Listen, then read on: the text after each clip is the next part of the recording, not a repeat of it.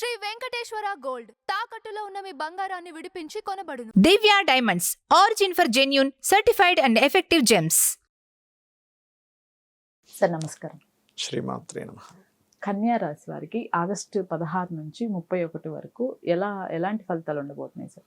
August 16 నుంచి కన్యా రాశి వారికి ఫస్ట్ ఆఫ్ ఆల్ ఏంటంటే వీళ్ళకి ఇప్పుడు కుజుడు లగ్నంలో ఉన్నాడండి. కుజుడు లగ్నంలో ఉన్నప్పుడు వీళ్ళు పర్టికులర్గా తీసుకోవాల్సిన జాగ్రత్త, ఏదైనా సంతకాలు, అగ్రిమెంట్స్, మధ్యవర్తిత్వంగా ఉండి అప్పిప్పించడము, ఇలాంటి విషయాల్లో వీళ్ళు చాలా జాగ్రత్తగా ఉండాలి. ఫస్ట్ ఫైనాన్షియల్ గ్రోత్ అయితే బాగానే ఉంటుంది, ఎందుకంటే గురువు దృష్టి కుటుంబం మీద ఉంది. సో కుటుంబాభివృద్ధి, ఫైనాన్షియల్ గ్రోత్కి కన్యవారికి కొంత బాగుంటుంది, కానీ స్ట్రెస్ ఎక్కువగా ఉంటుంది లగ్నంలో కుజుడు ఉన్నందుకు. అయితే ఇక్కడ రవి 17వ తేదీ నుంచి 12వ స్థానాల్లోకి వస్తున్నందుకు ఇది ఒక రకంగా సేవా రంగాల్లో ఉండేటువంటి వారికి, గవర్నమెంట్ జాబ్స్లో ఏదైనా చేంజ్ కోసం ప్రయత్నం చేసేటువంటి వారికి బాగుంటుంది చెప్పాలంటే. అలాగే కొంచెం తండ్రి గారి ఆస్తికి సంబంధించినవి ఏవైనా వివాదాలు ఉండి అవి వీళ్ళ చేతికి రావట్లేదు అనుకునేటువంటి వాటికి కూడా సపోర్ట్ చేస్తుంది ఇక్కడ. కాకపోతే ఏంటంటే గొడవలు అయ్యి అది కంప్లీట్ అవుతుంది అక్కడ, ఎందుకంటే లగ్నంలో కూర్చుంటే నాలుగో స్థానాన్ని చూస్తున్నాడు కదా. ఈ గొడవలు అయ్యి అది చేతికి వస్తుంది, అది కొంచెం భరించాల్సినటువంటి పరిస్థితి ఉంది వీరికి చెప్పాలంటే. ఇక అదేవిధంగా కొన్ని సంబంధాలు, ఇప్పుడు లగ్నంలో కుజుడు, సప్తమంలో శని ఉన్నప్పుడు ఏంటంటే, నన్ను అడిగితే అసలు వివాహ సంబంధించిన విషయాల్లో ఒక 4 రోజుల వరకు వెళ్ళకపోవడం మంచిదని చెప్తాను. ఎందుకంటే కుజశని కాంబినేషన్ కదండి, అది ఒక రకమైనటువంటి జీవిత భాగస్వామిని తీసుకురావడము, వివాహం విషయంలో కాస్త ఎక్కువ స్ట్రెస్ని ఇవ్వడము, ఇటువంటివి ఎక్కువగా కలగ చేస్తూ ఉంటుంటాయి. సో ఇది మెయిన్గా చూసుకోవాలి.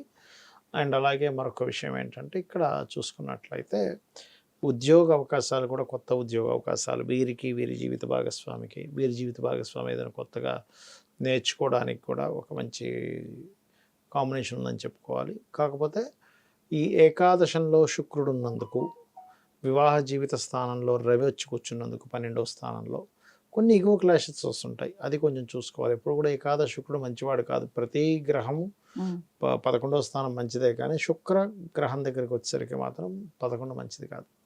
ఇది చాలా జాగ్రత్తగా తీసుకోవాల్సినటువంటి అంశం. అండ్ కొన్ని మెడికల్ రిలేటెడ్, అంటే ఆరోగ్యానికి సంబంధించినవి ఏవైతే ఉంటాయో వాటికి సంబంధించిన ఇన్వెస్ట్మెంట్కి మంచిదే చెప్పాలంటే. వీరికి గోల్డ్ విషయంలో కూడా కొంతవరకు బెటర్ అని చెప్పుకోవాలి, బట్ కొంచెం ఫ్లక్చువేషన్స్ ఎక్కువగా ఉన్నాయి కాబట్టి కొంత జాగ్రత్త పడాలి. ఏదైనా ఇన్సూరెన్స్ నెగ్లిజెన్సీ చేయడము, అన్నదమ్ములతో అనవసరం గొడవలు, ఏదో సంతకం పెట్టినందుకు గొడవలు, ఇట్లాంటివి ఉంటాయి. కాబట్టి వీలున్నంత మట్టుకు హనుమత్ ఆరాధన, వెంకటేశ్వర స్వామి యొక్క ఆరాధన చేయొచ్చు. కాకపోతే ఇక్కడ 6లో రాహు ఉన్నందుకు శత్రువుపై జయం కూడా ఉంటుంది వీరికి. అది ఓకే. అంటే గోచార ఫలితాలు కాకుండా నార్మల్గా అసలు ఎలా ఉండబోతుంది? అంటే నార్మల్గా అంటే వాళ్ళ పర్సనల్ చార్ట్స్ చూసుకోవాలండి ఎప్పుడైనా కూడా. అంటే ఇవి మనం ఇప్పటివరకు చెప్పుకున్న గోచారము. Personal chart is very accurately మీకు ఏ స్టెప్ తీసుకోవాలి, మీరేమిటి, మీకు గతంలో జరిగిన అంశం ఏమిటి, ఫ్యూచర్లో ఎక్కడ మీకు మళ్ళీ అలాంటివి రిపీట్ అవ్వబోతున్నాయి, అది గుడ్ లక్ కావచ్చు ఏదైనా అనేటువంటి చాలా స్పష్టంగా మీకు మీ యొక్క పర్సనల్ చార్ట్ చెప్తుంది. అందులో చాలామందికి సందేహం ఏంటంటే, ఇక్కడ పర్సనల్ చార్ట్ నిజంగా ఎందుకు చెప్పించుకుంటామనే క్లారిటీ చాలామందికి లేదు.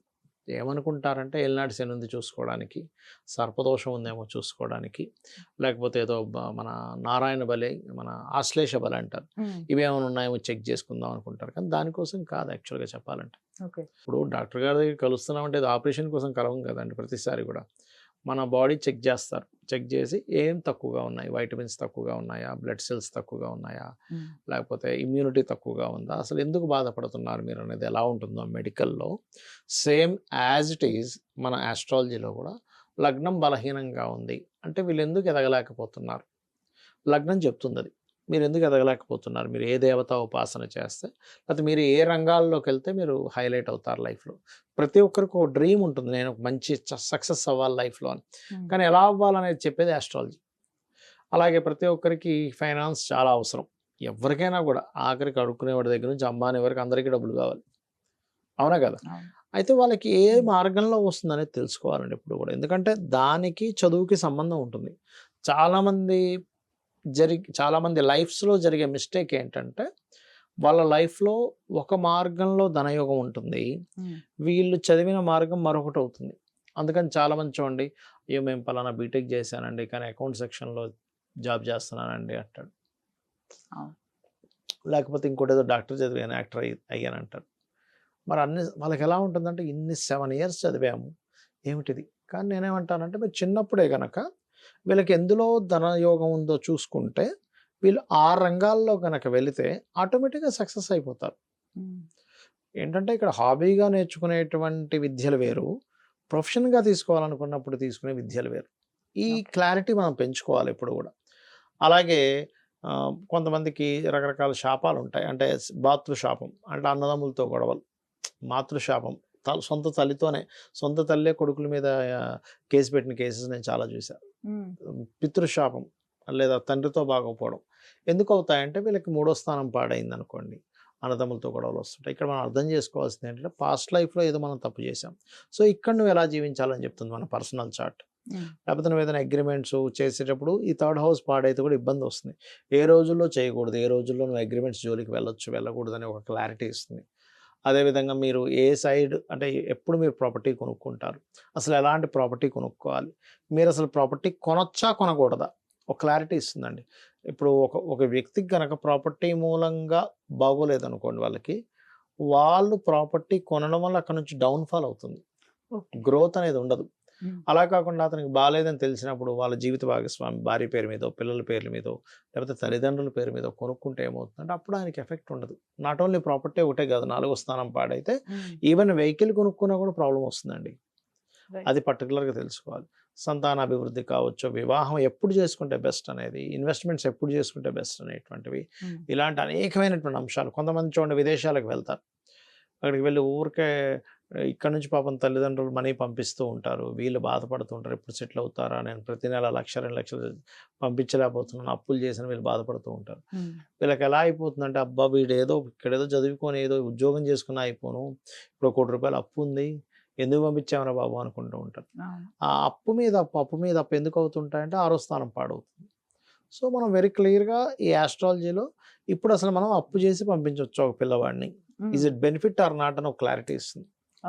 ఇప్పుడు 1 కోటి రూపాయలు అప్పు చేసేసి పంపించి అబ్బాయికి అది పనికిరాక వీళ్ళకి అదేమీ కాకుండా మళ్ళీ రిటర్న్ వచ్చేసి ఇక్కడేదో తర్వాత ఒక జాబ్ చేసుకుంటూ ఉండేదానికంటే ఈ అప్పు చేసి పంపించే ఇది మనకు ముందే తెలిస్తే వీళ్ళు 1 కోటి రూపాయలు సేవ్ అవుతారు కదా. ఒక ఆస్ట్రాలజీ పర్ఫెక్ట్గా మనకు చూడడం వస్తే 1 కోటి కాదు కొన్ని కోట్ల రూపాయలు సేవ్ అవుతాయి మనకి. డబ్బులు పక్క పెట్టండి, మానసిక స్ట్రెస్ ఎంత ఉంటుంది, తల్లిదండ్రులు ఎంత స్ట్రెస్ పెడతారండి, రాంగ్ దాంట్లో ఇన్వెస్ట్మెంట్ చేశాం పోయింది. అలాగా అనేకమైనటువంటి అంశాలు చెప్తుంది. మీరు ఏ దేవతను ఉపాసిస్తే మంచిదో చెప్తుంది, మీకు ఎప్పుడు రైట్ టైమో చెప్తుంది, ఎప్పుడు జాగ్రత్తలు తీసుకోవాలో చెప్తుంది, ఏ రిలేషన్ మీకు బాగుంటుందో చెప్తుంది. కొంతమందికి 2 వివాహాల యోగం ఉంటుంది, వాళ్ళకి తెలియక వివాహం చేసుకుని గొడవలు అయ్యి కోర్టు కేసులు అయ్యి మళ్ళీ దాని తర్వాత డివోర్స్లు అయిపోయి అదొక 4-5 సంవత్సరాల ప్రాసెస్, మళ్ళీ గొడవలు గందరగోళాలు, ఇంకొక సెకండ్ మ్యారేజ్ విషయంలో ఏదో అడ్జస్ట్ అయ్యి మళ్ళీ చేసుకోవడం, ఇవన్నీ కాకుండా ముందే తెలుసుకుంటే అర్క వివాహమా కుంభ వివాహం చేసుకుని దానికి సంబంధించిన పరిహారం చేసుకొని సేవ్ అవ్వచ్చు. అంటే ఇక్కడ 2 ఫ్యామిలీలు, ఆ అమ్మాయి కావచ్చు అబ్బాయి కావచ్చు, వాళ్ళ స్ట్రెస్ ఇవన్నీ కూడా తగ్గుతున్నాయిగా. సో ఇటువంటివన్నీ కూడా చాలా క్లియర్గా చెప్పొచ్చు ఆస్ట్రాలజీలో, సంశయించుకుంటున్నాం డౌట్ఫుల్గాను చెప్పాల్సిన అవసరం లేదు. రైట్ సార్, ధన్యవాదాలు. శ్రీమాత్రే నమః.